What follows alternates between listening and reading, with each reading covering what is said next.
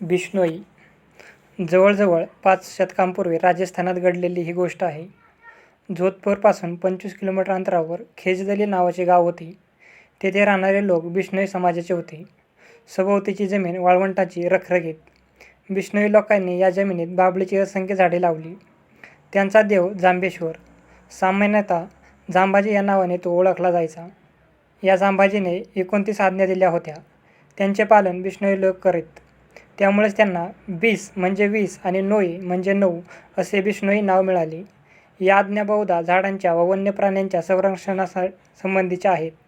त्यातील 2 प्रमुख आज्ञा अशा आहेत की कोणतेही हिरवे झाड निर्दयपणे पाडले किंवा तोडले जाऊ नये आणि कोणताही प्राणी ठार मारला जाऊ नये.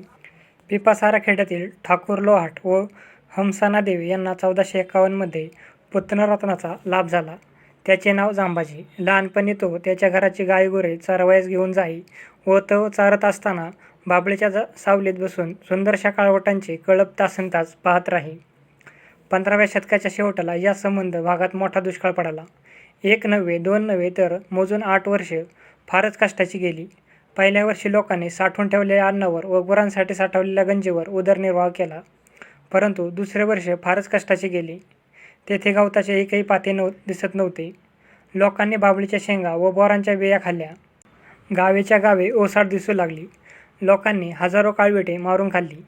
50 वर्षापूर्वी एकदा असाच जबरदस्त दुष्काळाचा तडाखा लोखंडा बसला होता. परंतु तेव्हा माणसांना व प्राण्यांना त्या मानाने कमी हाल सोसावे लागले होते. यावेळच्या दुष्काळात माणसांचे हाल व प्राण्यांची कत्तल पाहून जांबाजीला फार दुःख झाले. आजूबाजूची परिस्थिती पाहून त्यांनी कित्येक रात्री जागून काढल्या. शेवटी तो झाडाखाली ध्यानमग्न होऊन बसला. त्याला निश्चित मार्ग सापडला. या वैराण जमिनीवर पुन्हा एकदा जीवन फुलवण्याचे असेल तर माणसाला केवळ त्याच्या आनंदासाठी व गरजांसाठी निसर्ग संपूर्णपणे नष्ट करता येणार नाही. त्याने विचारपूर्वक वागले पाहिजे.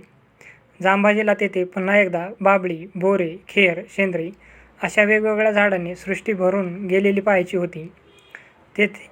तसेच तेथे पुन्हा एकदा काळवटांचा कळप बागडताना त्याला पाहायचे होते. जांबाजीचे विचार सर्वांना मान्य होण्यासारखे होते.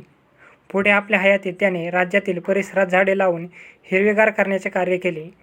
परंतु बिश्नोईच्या हद्दीपलीकडे मात्र सर्व पूर्वीसारखे चालू होते. वाळवंट पसरत चालले होते. तेथे अभयसिंग नावाचा राजा राज्य करत असे. मोरमांच्या लाल दगडांचा राजमहाल बांधायचे त्याने ठरवले. ते दगड भाजून घ्यावे लागत. त्यासाठी भरपूर सरपण लागणार होते. परंतु अभयसिंग महाराजांनी त्यांच्या ठेकेदारांना व अधिकाऱ्यांना खेजदली परिसरातील झाडे तोडण्याचा हुकूम केला. महाराजांची माणसे झाडे कापण्यासाठी तेथे आली तेव्हा बिश्नोई लोकांनी त्यांचा खूप विरोध केला. परंतु महाराजांच्या माणसांनी त्यांच्या शांतपणे विरोधाला दाद न देता मजुरांना झाडे कापण्याचा हुकूम केला. बिश्नोई देखील तेवढ्याच जिद्दीने त्या झाडाचे संरक्षण करण्याचे ठरवले. त्यांच्यामध्ये अमृता नावाची एक शूर महिला होती.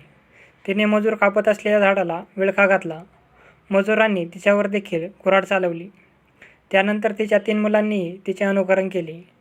आंदोलन चिघळले. कित्येक बायका मुलांनी व मुलांनी पटापट झाडांना विळखे घालण्यास सुरुवात केली. त्या दिवशी आपली हिरवी संपत्ती वाचविण्याचा प्रयत्न 363 बिश्नोईंनी आपल्या प्राणांचे बलिदान केले. नंतर मात्र महाराजांची माणसे घाबरून गेली. त्यांनी महाराजांना सर्व हकीकत सांगितली. या कत्तलीबद्दल खेद प्रदर्शित करण्यासाठी राजा स्वतः त्यांच्या गावात गेला. त्याने बिश्नोईंना वचन दिले की यापुढे त्यांच्या हद्दीतील कोणतेही झाड तोडण्यात येणार नाही किंवा प्राण्यांची हत्या करण्यात येणार नाही. कुणीही हिरवे झाड कापत असल्यास वा प्राणी मारत असल्यास त्यांना अटकाव करण्याचा अधिकार कोणत्याही बिश्नोईला आहे, असे राजाने जाहीर केले. त्यांना अनेक प्रकारच्या करातूनही सवलत देण्यात आल्या. आज बिश्नोईंनी घालून दिलेल्या या उदाहरणाचे अनुकरण आपण सर्वांनी केले पाहिजे. अशाच नवनवीन व्हिडिओसाठी आपल्या व्हिडिओला लाईक करा आणि चॅनलला सबस्क्राईब करा.